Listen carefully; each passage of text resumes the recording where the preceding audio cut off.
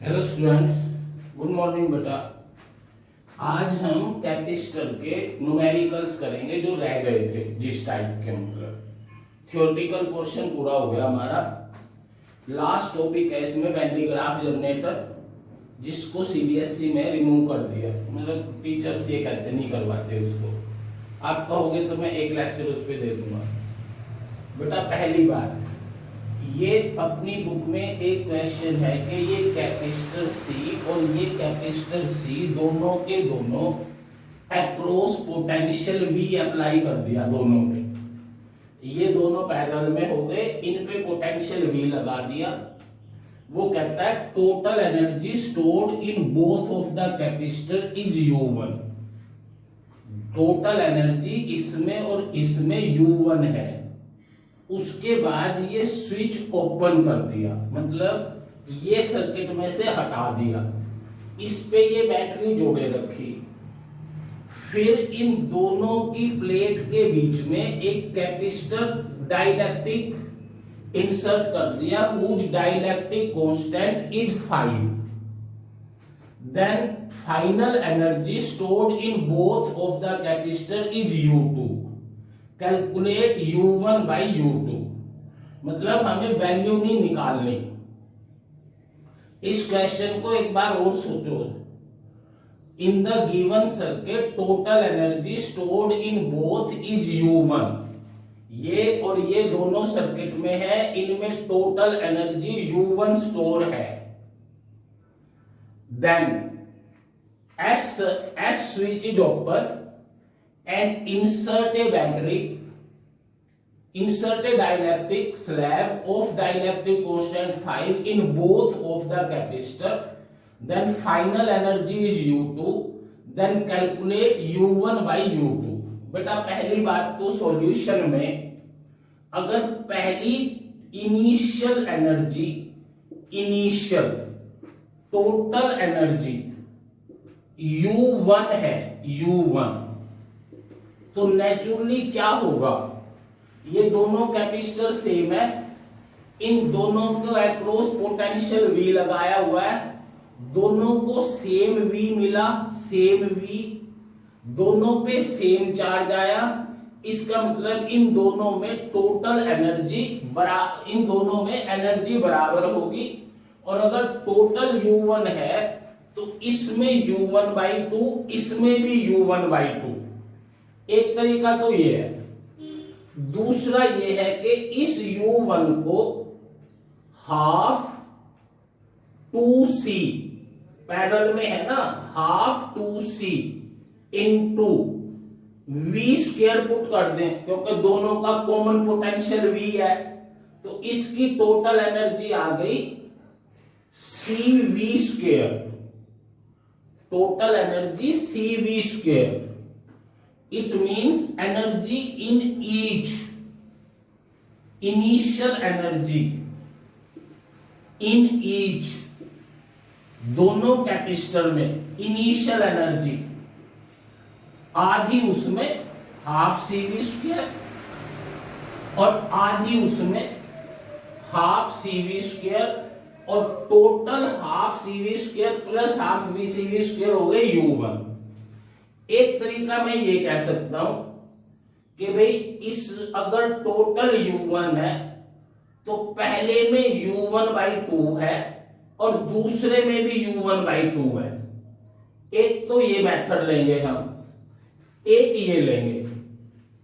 उसके बाद बेटा बैटरी हमने डिस्कनेक्ट कर दी C1 से, इससे इसको ले लिया हमने C1 और इसको ले लिया C2। अब बताओ, मैंने एक लेक्चर में आपको अच्छी तरह करवाया था कि अगर बैटरी इंसर्ट किए रखें और उसमें प्लेट इंसर्ट कर दें तो एनर्जी 5 टाइम्स इंक्रीज हो जाती है, क्योंकि इसका C तो इंक्रीज होगा 5 टाइम्स, V सेम है। तो after switch S is open, then V insert a slag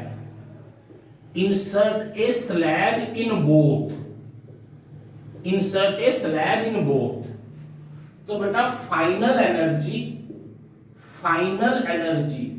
in C1 plate जोड़ रखी है, कैपेसिटी 5 टाइम्स बढ़ गई, पोटेंशियल सेम, एनर्जी 5 टाइम्स हो जाएगी। तो इस U1 को चलो पहले इससे देखो, इसको 5 से मल्टीप्लाई कर दें, 5 से मल्टीप्लाई कर दिया, फाइनल एनर्जी इन C1, या U1 बाई 2 को 5 से मल्टीप्लाई कर दिया। दो मेथड लेके चल रहे हैं ना, दूसरा ले लेंगे तो ये, और अगर ये ले लेंगे तो ये। फाइनल एनर्जी इन C2 बेटा C2 में हमने बैटरी हटा दी, स्लैब इंसर्ट करेंगे, कैपेसिटी बढ़ गई, चार्ज सेम है, कैपेसिटी बढ़ गई, चार्ज सेम रहेगा, एनर्जी 5 टाइम्स घट जाएगी, या कैपेसिटी बढ़ेगी 5 टाइम्स, पोटेंशियल घटेगा 5 टाइम्स, तो V की जगह V/5 का स्क्वायर, 5 की जगह 5C, नीचे 5 आ जाएगा, एनर्जी डिक्रीज बाई 1/5। तो दूसरे की एनर्जी हाफ CV² थी, इसको 1/5 से मल्टीप्लाई कर दिया, या इस U1/2 को 1/5 ले लिया। ये इन दोनों की फाइनल एनर्जी आ गई। अब उसने बोला कि भाई फाइनल एनर्जी U2 है, तो U2 के लिए ये 5/2 CV² पहले की एनर्जी प्लस 1/10 CV² दूसरे की एनर्जी, इनको ऐड कर दिया, ये एलसीएम आ गया 10, ये 5 25 26/10 ऐड कर लेना बेटा, 26/10 U² ये होगी। अगर मैं दूसरा फॉर्मूला लगाऊं तो U2 कितनी बनी, 5/2 U1 प्लस U1/10 अगेन कितना आया, 26/10 U2 क्या बनी, एक एनर्जी 5/2, एक एनर्जी U/2 का 5 टाइम्स बढ़ी, दूसरी एनर्जी U/2 का 1/10 हुई, टोटल एनर्जी फाइनल 26/10 होगी। अब U1/U2 निकालें, U1/U2 दोनों से क्या बनेगा, U1 as it is by, इसकी जगह लिख दें 26/10 U1, ये बन गया 10/26 U1 से U1 कैंसिल, मीन्स 5/13। ये आंसर है। अगर आप इसकी हेल्प से करोगे, इसकी हेल्प से, तो भाई U2 कितना है, U2 26/10 CV² और U1 कितना है, U1 CV², तो ये भी 26/10 आया ना, 5/13। ये बहुत अच्छा क्वेश्चन है, हमारी बुक में है प्रॉब्लम फॉर प्रैक्टिस में, जिसमें आपको इस बात का यूज करना है कि स्लैब इंसर्ट करने के बाद एनर्जी कितने टाइम्स बढ़ेगी या कितने टाइम्स घटेगी। ये मैं एक लेक्चर में पहले आपको बहुत अच्छी तरह करवा चुका हूं, इसलिए बिल्कुल यही क्वेश्चन एक बार और ट्राई कर लेना बेटा। अब एक दूसरे क्वेश्चन पे आओ जो बहुत सिंपल है। उसने आपको ये कह दिया क्वेश्चन की स्टेटमेंट देख लेना। एक कैपेसिटर 2 माइक्रोफैराड, दूसरा 3 माइक्रोफैराड, इसके अक्रॉस 1000 वोल्ट का पोटेंशियल लगाया। तो अगर वो आपको ये कह दे कि भाई इन दोनों कैपेसिटर्स पे चार्ज निकालो और इनके अक्रॉस पोटेंशियल डिफरेंस बताओ, दोनों के अक्रॉस चार्ज और दोनों के अक्रॉस पोटेंशियल डिफरेंस, तो बेटा सिंपल सी बात है, इसका नाम C1, इसका नाम C2। ये क्वेश्चन नहीं है बुक में जो मैं करवा रहा हूं, पहले ये सुनो। C1 and C2 are in series, so 1/C12 1/C1 plus 1/C2, ये 1/2 प्लस 1/3, ये हो जाएगा 5/6। तो मेरी net capacity C12 becomes 6/5 microfarad net capacity. अब इस पूरे के ऊपर ए के और बी के बीच में 1000 वोल्ट का पोटेंशियल लगा हुआ है। बेटा वही बात जो मैंने पहले एक्सप्लेन की थी, ये 1000 वोल्ट C1 पे नहीं है, ना ये 1000 वोल्ट C2 पे है, ये इन दोनों के रिजल्टेंट पे है। इसका मतलब जो टोटल चार्ज सर्किट में फ्लो करेगा CV वाले फॉर्मूले से निकालेंगे। टोटल C है 6/5, टोटल V है 1000, तो चार्ज आ गया बेटा 1200 माइक्रोकूलम। ये टोटल चार्ज है, ये टोटल चार्ज यहां से चलेगा, इसके ऊपर आएगा कितना 1200 माइक्रोकूलम, और इतना ही चार्ज इस पे आएगा कितना 1200 माइक्रोकूलम। अब दो क्यों आएगा दोनों में से, सीरीज में है भाई। अब फिर दोबारा यही फॉर्मूला यूज होता है बार बार। मैं यहां लिख दूं कि potential difference across C1, potential difference across C1, या पहले भी एक्सप्लेन किया हुआ मैंने, इसको ये भी कह सकते हैं कि पोटेंशियल ड्रॉप।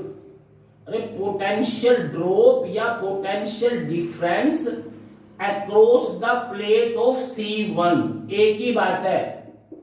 पोटेंशियल ड्रॉप, इस C1 पे चार्ज कितना है भाई, C1 पे चार्ज 1200 माइक्रोकूलम, C1 की वैल्यू कितनी है 2, तो यहां से V1 कितना आया, V1 Q/C ना, Q/C, Q है 1200 माइक्रोकूलम, C है 2 माइक्रोफैराड, V हो गया 600 वोल्ट।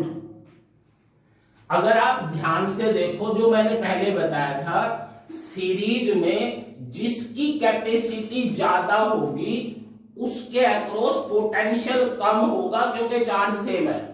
तो C1 को मिला 600 और पोटेंशियल डिफरेंस अक्रॉस C2 ये V2 आ गया। अगेन वही फॉर्मूला Q/C2, ये बना 400 वोल्ट, ये हुआ बेटा 400 वोल्ट। किसके अक्रॉस, C2 के अक्रॉस 400 वोल्ट। बस हमारा क्वेश्चन हो गया भाई, ये 1000 लगाया, ये दोनों सीरीज में है, इससे आसान तो कुछ हो ही नहीं सकता भाई। इन दोनों पे सीरीज में नेट कैपेसिटेंस निकाल लिया, नेट पोटेंशियल पता है 1000, नेट चार्ज निकाल के इनका पोटेंशियल डिफरेंस निकाल लिया। अब एक बार मेरी ध्यान से सुनना, अगर मैं आपको ये कह दूं कि इस कैपेसिटर के अक्रॉस पोटेंशियल डिफरेंस C1 के अक्रॉस 2 माइक्रोफैराड के अक्रॉस पोटेंशियल डिफरेंस 600 वोल्ट है, तो इस A का पोटेंशियल बताओ या B का पोटेंशियल बताओ। ऐसा पॉसिबल नहीं है, कुछ भी हो सकता है, क्योंकि मैंने सिर्फ आपको इसके अक्रॉस पोटेंशियल डिफरेंस बताया है। अगर इसका पोटेंशियल डिफरेंस 600 है, मैं इसका पोटेंशियल 200 वोल्ट ले लूं पॉजिटिव, तो इसका पोटेंशियल 100% -400 होगा, तभी तो आएगा ना 600 वोल्ट। अगर आप इसका पोटेंशियल 300 ले लो, तो इसका पोटेंशियल -300 आएगा इस प्लेट का, तभी तो बेटा पोटेंशियल डिफरेंस होगा। मेरी ये बात दोबारा समझो। अगर आपको कोई ये कह दे कि पोटेंशियल डिफरेंस इतना है तो पोटेंशियल बताओ, तो हम मना कर देंगे कि भाई ये पॉसिबल नहीं है कि आप पोटेंशियल डिफरेंस बता के पोटेंशियल पूछो, ये पॉसिबल नहीं है। हाँ, बता सकते हैं, एक का पोटेंशियल बता दे, जैसे इसका पोटेंशियल डिफरेंस 600 है, इसका पोटेंशियल बता दे 200, तो ये बता देंगे -400। इसका बता दे, इसका 100, तो इसका बता देंगे 700, क्योंकि ये ज्यादा पॉजिटिव है इससे, तो 600 जोड़ेंगे ना बेटा। आसान सी बात है। एक बार और सुन लो। चलो, अगर कोई आपको ये कहे कि पानीपत और दिल्ली के बीच में डिस्टेंस 90 किलोमीटर है, तो पानीपत की पोजीशन बताओ, नहीं बता सकते। इसके और इसके बीच का डिस्टेंस है, पानीपत की पोजीशन या दिल्ली की पोजीशन नहीं बता सकते। पर अगर वो ये कह दे कि ये पॉजिटिव डायरेक्शन है और पानीपत की पोजीशन 10 किलोमीटर है, तो इसे कह देंगे 100 किलोमीटर। अगर वो कह दे पानीपत की पोजीशन -40 है, तो इसे कह देंगे +40। अब तो समझ आ गया होगा ना। अब इस क्वेश्चन पे आओ। ये क्वेश्चन बुक वाले ने कैसे किया हुआ है कि इसको अर्थ कर दिया, इसको अर्थ का मतलब जीरो पोटेंशियल।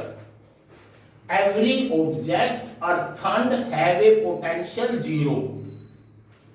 तो इस बी की ये प्लेट 0 पे है, ये 1000 की बैटरी है, तो इस ए का पोटेंशियल 1000 हो गया ना भाई। ए के और बी के बीच में 1000 लगाया हुआ है, बी का पोटेंशियल 0 है, तो ए का पोटेंशियल हो गया 1000।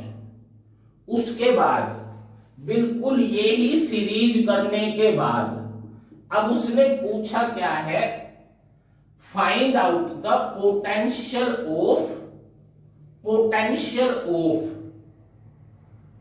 First second plate of C1।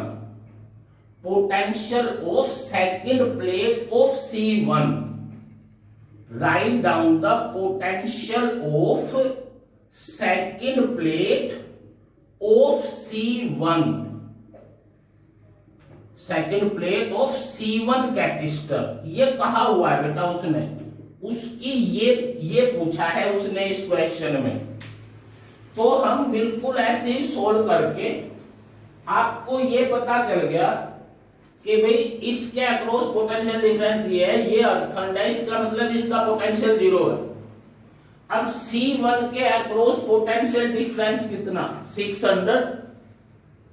लिख देंगे इसको कि potential difference across C1, potential difference across C1 is 600 volt.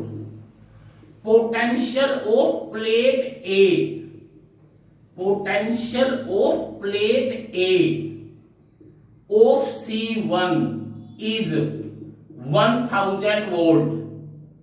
तो सेकंड प्लेट का पोटेंशियल नेचुरली कितना हुआ 400 वोल्ट ना। सेकंड प्लेट का पोटेंशियल 400 वोल्ट। देख पहले तो हमारा क्या था, इसके अक्रॉस पोटेंशियल डिफरेंस 600, इसके अक्रॉस पोटेंशियल डिफरेंस 400, पर उसने जानबूझ के कह दिया ना मुझे तो पोटेंशियल बता। तो ये अर्थंड तब बता पाएंगे जब वो ये कह दे ये अर्थंड है, इसका मतलब इसका पोटेंशियल 1000 है, इसके अक्रॉस पोटेंशियल डिफरेंस ये है। तो इस प्लेट का पोटेंशियल 400 वोल्ट आ गया, 400 वोल्ट। अब ये प्लेट और ये प्लेट आपस में जुड़ी हुई है, आपस में जुड़ी हुई है दोनों, और जब सेम पॉइंट हो तो पोटेंशियल डिफरेंस नहीं बनता, इसलिए आप क्या कहोगे, potential of first plate of C2, first plate of C2 is also 400 ना। C2 की पहली प्लेट का 400, ये 0, ये आ गया 400। कोई बात नहीं, एक बार इस पे टाइम लगा लेना, पहली बार ना समझ आए तो दूसरी बार ट्राई करना। मैंने सिर्फ ये बताया है कि हम दो पॉइंटों के बीच का पोटेंशियल डिफरेंस इजीली निकाल सकते हैं, पर दो पॉइंटों के बीच में अगर पोटेंशियल डिफरेंस पता हो तो एक पॉइंट का पोटेंशियल जब बता सकते हैं जब वो किसी दूसरे पॉइंट का पोटेंशियल हमें बता दे। बेटा मेरी बात समझ आ गई होगी अच्छी तरह। उसके बाद अब हम एक थर्ड न्यूमेरिकल करते हैं। मैंने 2 न्यूमेरिकल करवाए हैं आपको अब तक। थर्ड न्यूमेरिकल में जो मैंने पहले भी आपको करवाए थे, ये ले लिया भाई कि ये कैपेसिटर है C1 और ये दो कैपेसिटर, ये C2, ये C3, C4, C5, इसके अक्रॉस एक बैटरी लगा दी V, और उसने ये बोला कि find the potential difference and charge across each capacitor. ध्यान से सुनना, ये ले लेते हैं 6 माइक्रोफैराड, ये ले लेते हैं 12 माइक्रोफैराड 12।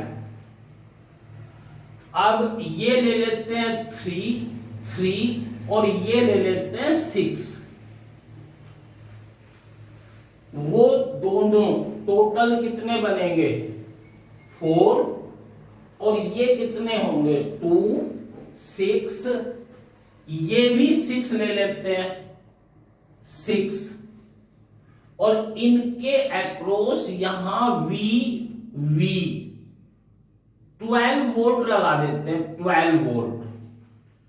अब क्वेश्चन समझो भाई, ये क्वेश्चन बना लिया मैंने अपने आप, और हमसे उसने ये पूछ लिया कि इस सर्किट में हर एक कैपेसिटर के अक्रॉस पोटेंशियल बताओ और हर कैपेसिटर पे चार्ज बताओ। अब पहली चीज ये ए के और बी के बीच में ये बैटरी जोड़ी हुई है, इसका मतलब ये पोटेंशियल डिफरेंस इस पे या इस पे किसी पे नहीं लगा हुआ, ये इन पे नेट लगा हुआ है। नेट पोटेंशियल डिफरेंस 12 वोल्ट है। तो पहले ये बताओ कि C1 और C2 पैरेलल में है या सीरीज में? किसी में भी नहीं है। जब भी C1 से ऐसे चले, एक लाइन टूट के चली जाए, तो ना ये C1 इसके साथ सीरीज में, ना पैरेलल में, ना ये इसके साथ सीरीज या पैरेलल में। पर ये जो C2 और C3 है, ये C2 and C3 are in series, ये दोनों सीरीज में है और सीरीज का फॉर्मूला ये बनता है, आप इसको आराम से सोल्व कर लेना। C23 की वैल्यू आ जाएगी 4 माइक्रोफैराड। मैं सोल्व नहीं कर रहा बेटा इसको, ये 1/6 प्लस 1/12 करके C23 आ जाएगी 4 microfarad. Similarly C4 and C5 are also in series और ये ही काम करके करना है भाई। ये जैसे ये लिख दिया ना मैंने, आपको नहीं करना ऐसा, आपको ये सोल्व करना है इन दोनों को। और ये C45 कितना बन जाएगा 2 माइक्रोफैराड। ये दोनों हो गए 2 माइक्रोफैराड, C23 और C45। अब C23 and C45 are in parallel. जाहिर बात है ये दोनों पैरेलल में है, ये और ये दोनों पैरेलल में। thus C2345 becomes 4 plus 2 6 microfarad. ये हो गया 6 माइक्रोफैराड इन दोनों का टोटल, या capacitance between D and B, D और बी के बीच का कैपेसिटेंस नेट ये आ गया आपके पास 6 माइक्रोफैराड। अब C1 and C2345 are in series, और मैं इसे डायरेक्ट लिख रहा हूं C12345, ये बेटा आपका 3 माइक्रोफैराड आ जाएगा।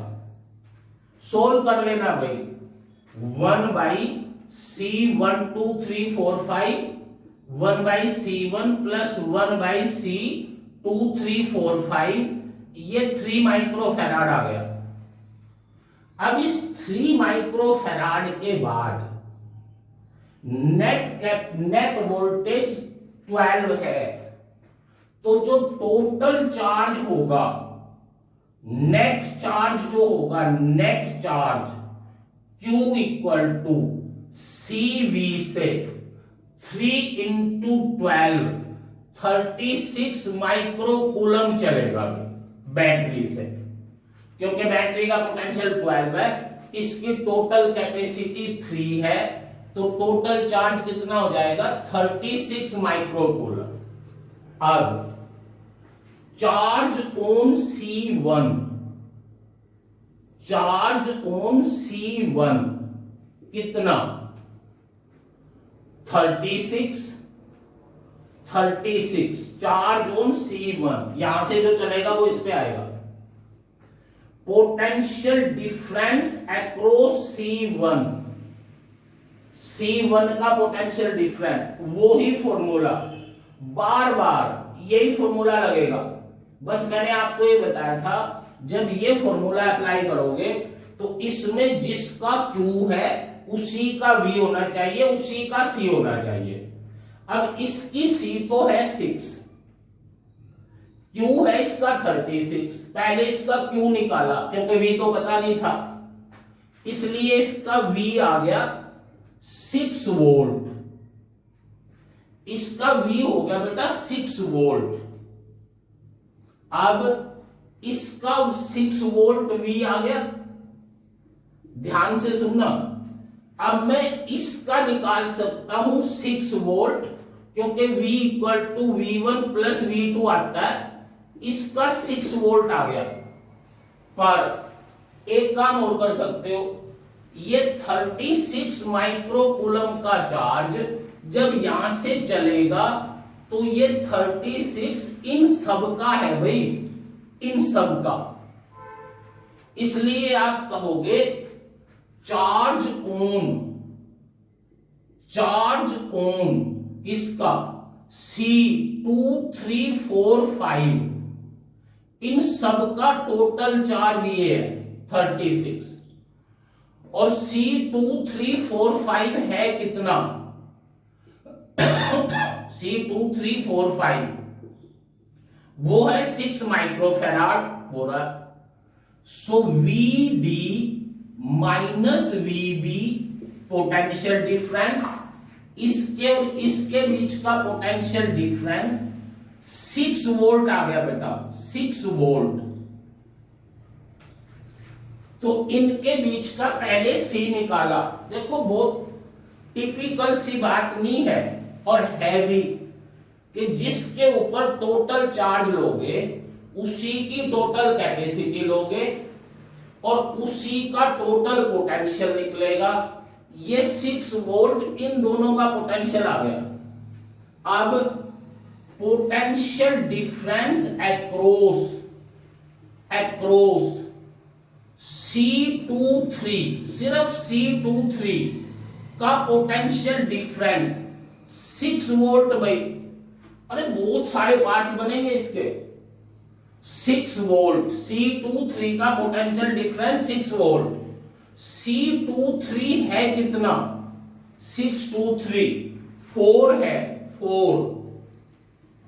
तो चार्ज कितना हुआ? Charge CV 24 microcoulomb. इसका चार्ज 24 और बेटा इसका चार्ज भी 24 सीरीज में है। अब टोटल कितना आया था? 36, 24 ऊपर चला गया तो इन दोनों पे 12 आ गया ना, 12 पर दूसरे मेथड से करके देख लो। 12 जैसे यहां पे किया था C25, ऐसे यहां पे क्या करोगे? Potential across, potential difference across C45 भी 6 है और C45 की वैल्यू 2 है, 2। तो चार्ज कितना हुआ दोनों पे? चार्ज 12 माइक्रोकूलम, वैसे भी यही आया। अब इसका इसका चार्ज कितना? 24। इसकी C कितनी? 6। तो इसका पोटेंशियल कितना हुआ? 4 वोल्ट ना, अलग से।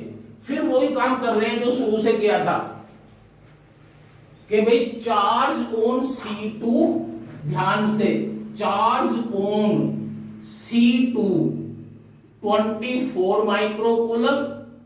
C कितनी? C2 कितना? 6 माइक्रोफैराड। तो V कितना आया? V Q/C 4 volt. इसका अब ये टोटल 6 है, इसका 4, तो इसके अक्रॉस 2 आ गया, 2। पर दूसरे तरीके से भी कर सकते हो। चार्ज कितना है इसका? चार्ज 24, C कितना है? 12, तो पोटेंशियल 2 ही आएगा भाई, 2। अब दूसरी बात, इसका चार्ज ये 24 था, इस पे चार्ज 12 है, इसका पोटेंशियल डिफरेंस भी 4 वोल्ट आया हुआ बाई चांस और इसका पोटेंशियल भी 2 वोल्ट। बेटा ये सारा एक बार नहीं, मतलब तो अब कैसे काउंटिंग करवा के बताऊं तुम्हें कि इसमें C इक्वल टू Q/V कितनी बार अप्लाई हुआ है। एक बार इस क्वेश्चन को दोबारा कर लेना अच्छी तरह। अब मैं इस क्वेश्चन को ये ना कह के टिपिकल बना रहा हूं ज्यादा, और वो ये कहता है कि भाई मुझे नहीं पता, मुझे इस क्वेश्चन में E और F के बीच का पोटेंशियल डिफरेंस चाहिए। इस क्वेश्चन में मुझे ये बता कि VE माइनस VF कैसे निकालोगे? VE माइनस VF कैसे निकालोगे? ये पॉइंट E दे दिया, ये पॉइंट दे दिया F। अब ये आपको सारा समझ आ गया। मैं इसको यहां से रब करता हूं ध्यान से देखो, पोटेंशियल डिफरेंस अक्रॉस C2 कितना है, 4 है, ये पॉजिटिव बैटरी है, तो D बड़ा होगा, इसलिए मैं VD minus VE equal to 4 volt ले लूं। VD माइनस VE, भाई ये C2 D और E के बीच में ही तो है, तो C2 का आपने पोटेंशियल डिफरेंस निकाल लिया 4 वोल्ट, तो VD माइनस VE 4 आया ना बेटा। ऐसे ही F का निकालना है, पर D कॉमन ले लिया मैंने दोनों में। अब यहां पे मैं ये भी निकाल चुका कि VD minus VF equal to 4 volt, ये भी 4 है। निकालना क्या है, VE माइनस VF। तो इस सेकंड में से अगर आप पहली सब्ट्रैक्ट करोगे तो आएगा ना VE माइनस VF। तो अरे जब इसको इस सेकंड में से ये घटाओगे तभी तो ये साइन ऐसे बनेंगे, और ये VE माइनस VF कितना आया, 0। हमेशा नहीं, इस केस में आया 0।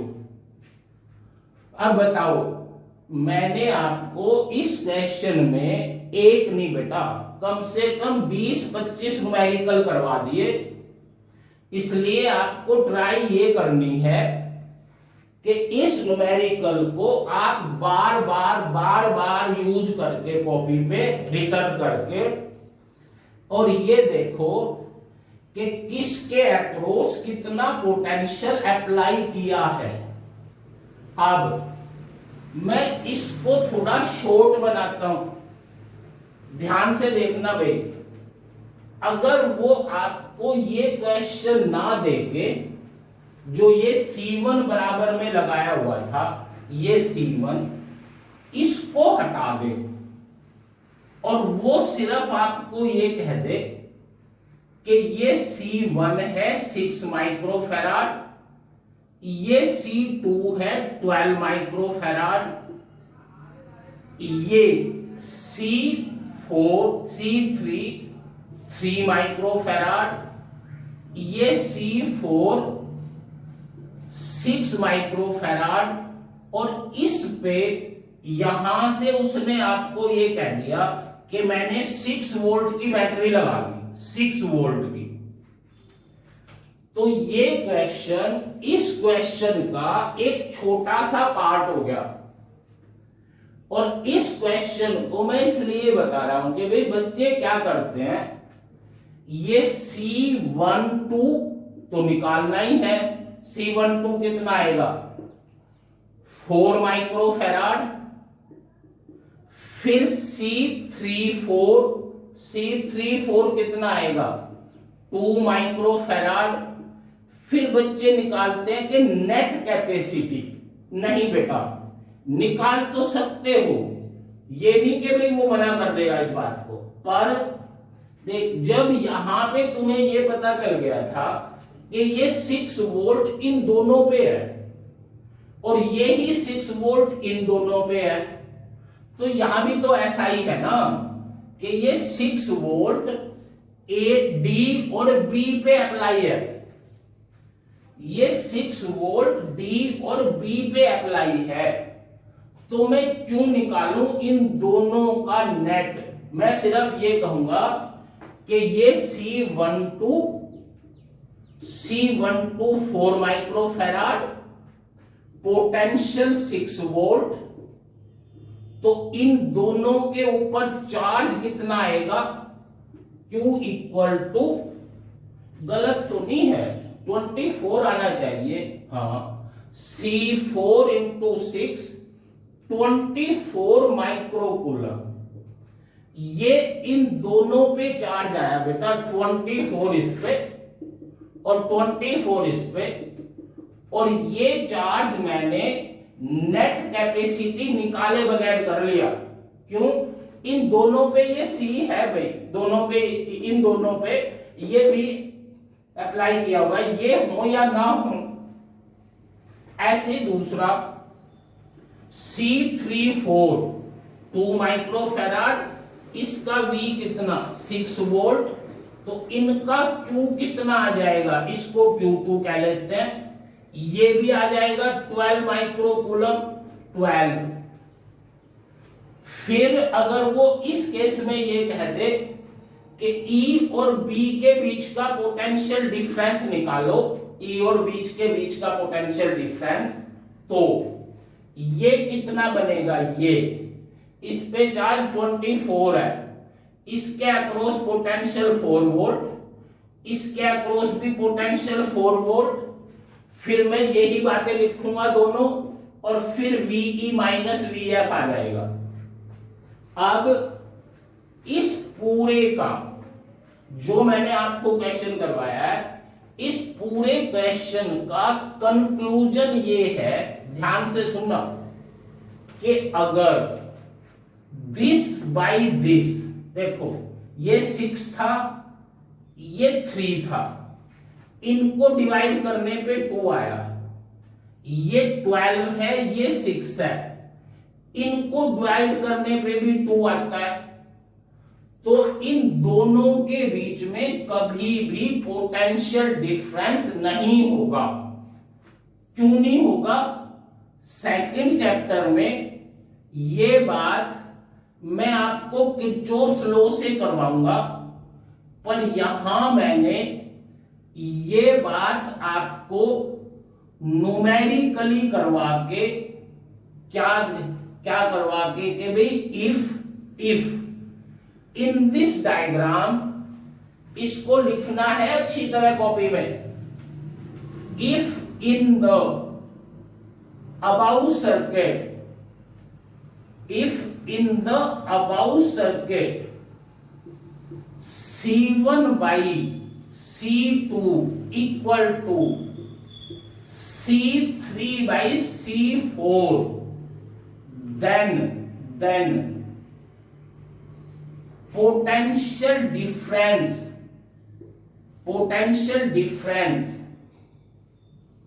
between VA माइनस VB, अरे जरूरी थोड़ी E और F ही लेगा हर बार, VA minus VB equal to 0। ये बात मैं कोई भी न्यूमेरिकल करवाऊं आपको इस टाइप का, तो यही आंसर आएगा कि भाई अगर इस टाइप का कोई सर्किट डायग्राम है इस टाइप का, और उसमें VA माइनस VB, सॉरी उसमें C1 by C2 equal to C3 by C4 है, तो A के और B के बीच में हमेशा पोटेंशियल 0 होगा। ये बात आपको क्रैम करनी है, सेकंड यूनिट में आएगा, इसको किरचॉफ्स लॉ से हम इस बात को प्रूव करेंगे, पर यहां पे हमने न्यूमेरिकल कर लिया। अब दूसरी बात सुनो, ये ही बात कि ये C1, ये C2, सॉरी C3, ये C2, ये C4, यहां पे V लगा दी, तो इसके और इसके बीच का पोटेंशियल 0। अब अगर वो यहां पे इन दोनों के बीच में ये C5 जोड़ देता है, C5, तो no potential difference will be applied, will be exist across C5 in this case, across C5 in this case। कब? if C1 by C2 C3 by C4। सोचो भाई, जब C1 by C2 C3 by C4 होगा तो इनके बीच का potential difference 0 होगा, तो अगर यहाँ पे C5 जोड़ दें तो जुड़ा रहेगा, इस पे कोई चार्ज तो आना नहीं, क्योंकि इसके अक्रॉस पोटेंशियल डिफरेंस 0 है। No charge exist on C5, सही बात है, एंड दस C5 can be neglected, and दस C5 कैन बी नेग्लेक्टेड। अरे भाई जब इस पे कोई चार्ज ही नहीं आना, बस ये ध्यान दो कि इस पे चार्ज कब नहीं आना, जब C1/C2 इक्वल टू C3/C4 हो, तो इस पे कोई चार्ज नहीं आना C5 पे। एंड दस, एक क्वेश्चन और बेटा बस लास्ट, कि अगर वो आपको ये कह दे कि find net capacitance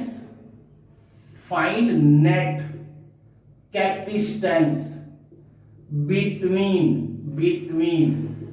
A and B, net capacitance between A and B, मैं यही चलो ऐसे ही बना लेते हैं जैसे इसको बुक वाला बनाता है। उसने हमें आपको ये बता दिया कि भाई ये कैपेसिटर 4 है, 4, ये 2 है, ये 12 है, 12, और ये 6 है, और यहां पे उसने कैपेसिटर लगा दिया 4 माइक्रोफैराड का, और A के और B के बीच में नेट कैपेसिटेंस पूछ लिया, net capacitance between A and B। अब ध्यान से सोचो, ध्यान से, इनकी naming C1 C2 C3 C4 C5 अपनी मर्जी से जो दो। अब देख, ये C1 और C5 सीरीज में नहीं है, क्योंकि यहां से एक लाइन टूट के चली गई।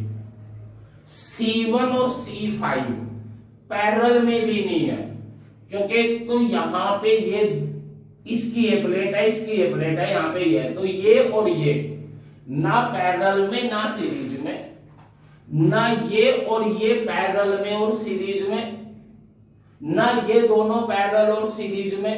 तो हमें इस सर्किट में पता ही नहीं कि कौन किसके साथ पैरेलल में है और कौन किसके साथ सीरीज में है। इसलिए हम ये कहेंगे भाई ये तो हम कर ही नहीं सकते, जब हमें यही नहीं पता कि कौन किसके साथ सीरीज में, कौन किसके साथ पैरेलल में। पर फिर हम ये देखेंगे कि भाई इसमें ये C1/C2 इक्वल टू C3/C4 है भाई। इसका मतलब इसके और इसके बीच में पोटेंशियल डिफरेंस 0 होगा, इसका मतलब इस पे कोई चार्ज नहीं आएगा।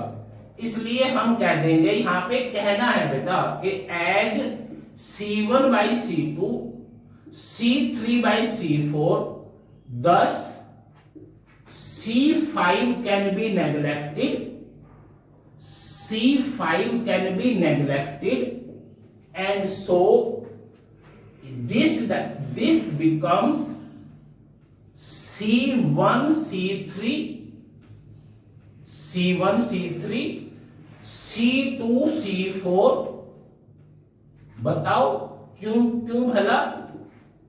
क्योंकि ये C5 को नेग्लेक्ट कर दिया, इसके नेग्लेक्ट करते ही ये दोनों सीरीज में, ये दोनों सीरीज में, और फिर ये दोनों नेट पैरेलल में। ये 4 है, ये 12, ये 2, ये 6। अब हम लिख देंगे C13 कितना बनेगा? C13 3 microfarad. कर लेना अच्छी तरह, 1/C13 से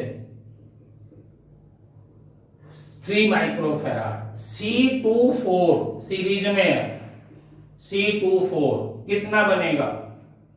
C24 इसको निकालना पड़ेगा 1/C, अरे ये तो कभी ये भी निकालना पड़े, 4 12 3 1, यही आएगा बेटा, 3 आएगा। और ये 1/C 2 4 1/2 प्लस 1/6 6 एलसीएम 3 + 1 ये बना 6/4 3/2 3/2। अब ये और ये पैरेलल में, सो C1234 इक्वल टू 3 + 3/2 4.5 माइक्रोफैराड इसका आंसर आ गया। ये किसका आंसर करवाया मैंने आपको, जिसमें ये C1 C2 ये C5, इसको रब नहीं करना यहां से, ये तो मैंने रब कर दिया, इसको एज इट इज करके अब मैंने आज आपको सिर्फ ये बताया कि भाई C5 को नेग्लेक्ट कैसे करेंगे। बस बेटा इस कैपेसिटर वाले चैप्टर में हमारे 12 लेक्चर हो चुके, एक लेक्चर और करूंगा मैं कि जो इसमें टिपिकल सी बातें रह गई या कोई न्यूमेरिकल रह गए वो और करेंगे। उसके बाद आपका फर्स्ट यूनिट का 4th चैप्टर कैपेसिटर कंप्लीट हो जाएगा। थैंक्स।